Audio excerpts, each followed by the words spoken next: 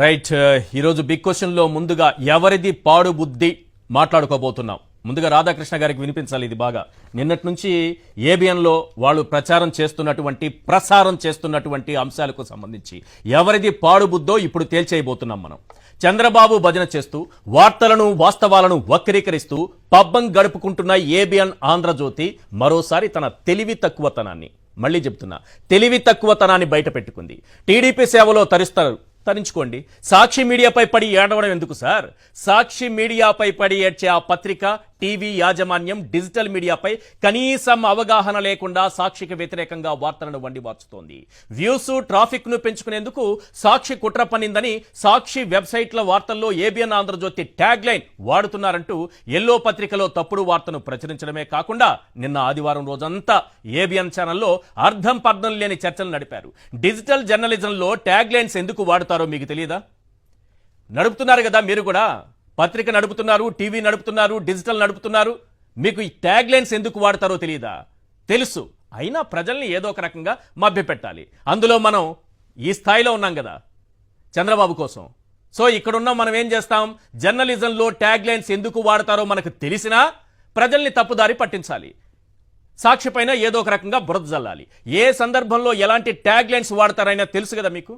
అసలు Google analytics, website metrics ఎలా పనిచేస్తాయన్న పరిజ్ఞానం లేకుండానే సాక్షిపై విషం చిమ్మే ప్రయత్నం మొదలు పెట్టారంటే ఏమనాలి?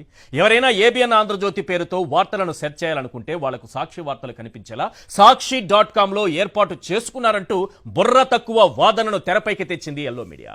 ఇలా చేయడం ద్వారా ఏబిఎన్ ట్రాఫిక్ మొత్తం సాక్షికి వచ్చేస్తుందంట. ఇంతకంటే అవగాహన రాహిత్యం ఇంకేదైనా ఉంటుందా? వినేవాళ్లు ఉంటే పచ్చపత్రికలు, ఛానల్స్ ఏదైనా చెబుతాయి అనడానికి ఇదే పెద్ద ఉదాహరణ. వాస్తవానికి ఇప్పుడు సాక్షి.com వెబ్ ట్రాఫిక్ ఎప్పుడు ఆంధ్రజ్యోతికి అందనంత ఎత్తులో ఉంటుంది. అసలు మీకున్నటువంటి వ్యూవర్షిప్ ఎంత? గొర్రెతోకంత. దానిపైన ఎందుకు సార్? సాక్షికి దగ్గరలో అయినా ఉన్నారా మీరు? ప్రజల ముందు వార్తలతో పాటు వాస్తవాలను మాత్రమే అందించే సాక్షి.comకున్న ఆదరణ ఆంధ్రజ్యోతికి ఎప్పుడూ లేదు. వెబ్సైట్ అనలిటిక్స్ ను బేరేజు వేసుకుంటే ఆ నెంబర్సే చెబుతాయి సాక్షి స్థాయి ఏంటో, మీ స్థాయి ఏంటో. అలాంటిది పచ్చపత్రిక నుంచి వెబ్ ట్రాఫిక్ ను డైవర్ట్ చేసుకునేందుకు కుట్రలు చేయాల్సిన కర్మ సాక్షి మీడియాకు లేనే లేదు. అసలు టెక్నికల్ గా, లాజికల్ గా చూసుకున్నా అలా జరిగే అవకాశాలు ఏమాత్రం లేవు. సాధారణంగా ఏదైనా న్యూస్ ఆర్టికల్ పబ్లిష్ చేయాల్సి వస్తే ఆ వార్తకు సంబంధించిన వ్యక్తులు, వ్యవస్థల పేర్లను ట్యాగ్ లైన్స్ గా జత చేస్తారు. జగన్ కు వ్యతిరేకంగా రోజు రాస్తుంటారు కదా, ఇదే కదా మనకు పని. రాత్రంతా మేలుకొని ఇదే కదా మనం చేసేది. రాత్రంతా మేలుకొని తెల్లవారేసరికి ఒక అబద్ధాన్ని నిజం చేయాలనేటువంటి కుట్ర ఒకటి ఉంటుంది కదా మనకి. జగన్ కు వ్యతిరేకంగా రోజు వార్తలు రాస్తారు కదా. మరి ఆంధ్రజ్యోతి చేసే విష ప్రచారానికి కౌంటర్ గా సాక్షి.com ఏదైనా వార్తను ప్రచురిస్తే ఏబిఎన్ ఆంధ్రజ్యోతి ట్యాగ్ ను ఖచ్చితంగా ఉపయోగిస్తారు. ఎవరైనా రాస్తారు, మీకే కదా ట్యాగ్ చేయాలి, పక్కన వాళ్ళకి చేస్తారా? ఇలా చేయడం అనైతికం, కుట్ర. ఏం చెప్తున్నారు సార్? ఏబిఎన్ ఆంధ్రజ్యోతి కనిపిస్తే డిజిటల్ మీడియా గురించి వాళ్లకు ఆలు కూడా తెలియవనే అనుకోవాలి. ఒక పత్రిక లేదా సంస్థ ఇతర పత్రికలు, సంస్థలకు చెందిన పేర్లు, ట్యాగ్లను సహజంగా ఉపయోగించదు అన్నది నిజమే. కానీ ఆ పత్రికో సంస్థకు సంబంధించిన వార్తను ప్రజలకు చేర్చాలి అనుకున్నప్పుడు ఆ పేర్లు లేకుండా వాటిని ట్యాగ్ లైన్స్ లో పెట్టకుండా ఎలా పబ్లిష్ చేస్తారో ఏబిఎన్ మేధావులకే తెలియాలి. ఏ మీడియా సంస్థలు ఎవరి ప్రయోజనాల కోసం పనిచేస్తున్నాయో పాఠకులకు, వీక్షకులకు తెలియంది కాదు. వైఎస్ జగన్ కు, వైఎస్ఆర్సీపీకి వ్యతిరేకంగా ఎల్లో బ్యాచ్ చేసే కుట్రలను ఎప్పటికప్పుడు సాక్షి మీడియా ప్రజల ముందు ఉంచుతుంది. అందులో భాగంగా ఏబిఎన్ మాత్రమే కాదు, ఏ ఇతర మీడియా సంస్థ అవాస్తవాలను ప్రజలపై రుద్దే ప్రయత్నం చేసి వాటిని ఖండిస్తూ పాఠకులకు నిజం చెప్పడంలో సాక్షి ఎప్పుడూ ముందుంటుంది. ప్రజల్లో విశ్వసనీయత ఉంది కాబట్టి ఆంధ్రజ్యోతి కంటే సాక్షి.com డిజిటల్ రేటింగ్స్ లో ముందుంది. కేవలం సాక్షి మీడియాపై బురద జల్లడమే పనిగా పెట్టుకుని ఆంధ్రజ్యోతి చేసేటటువంటి తప్పుడు ప్రచారాలను ఎవ్వరూ విశ్వసించరు. మీకు ఒక ఆధారాన్ని చూపిస్తాను. వాళ్ళకే దిమ్మ తిరిగి మైండ్ బ్లాంక్ అవుతుంది. అంతకంటే ముందు అసలు వీళ్ళకేదో చాలా ఎక్కువగా ఏదో వ్యూవర్షిప్ ఉందంట, అదంతా డైవర్ట్ అయిపోతుందంట. అక్కడున్నది గొర్రెతోకంత. ఆ గొర్రెతోకంతని ఎవరు తీసుకెళ్తారు సార్? మీరు ఇలాంటి దొంగ బుద్ధులు ప్రదర్శిస్తారు. ఎందుకో తెలుసా? ఆల్రెడీ మీ పైన ఈ బుడమేరు వరదల సమయంలో మీరు చేసినటువంటి పాపం, లక్షల మంది జీవితాలు బురదలో కూరుకుపోవడానికి, వందల ప్రాణాలు వరదలో కొట్టుకుపోవడానికి మీరు కట్టినటువంటి ఆ పవర్ ప్లాంట్ కారణమని ఆధారాలతో సహా సాక్షి ప్రచురించింది. కాబట్టి ఆ కడుపు మంటని ఎలా తీర్చుకోవాలో తెలియక ఈ రకంగా, అంటే ప్రజలకు అర్థం కాదు, మీరు రోజు జగన్మోహన్ రెడ్డి గారి మీద వైఎస్ఆర్సీపీ మీద తప్పుడు వార్తలు రాసినప్పుడు వాస్తవం ఇది అని ప్రజలకు తెలియజేసినప్పుడు మీకు కూడా ట్యాగ్ చేస్తారు. మీకు చేయకపోతే ఎవరికి చేయాలి? ఎవరికి చేయాలి సార్? ఇప్పుడు మన ఆంధ్రజ్యోతి గారిని లైవ్లో వీళ్ళ గొప్పతనాన్ని ఒకటి చూపిస్తాను నేను.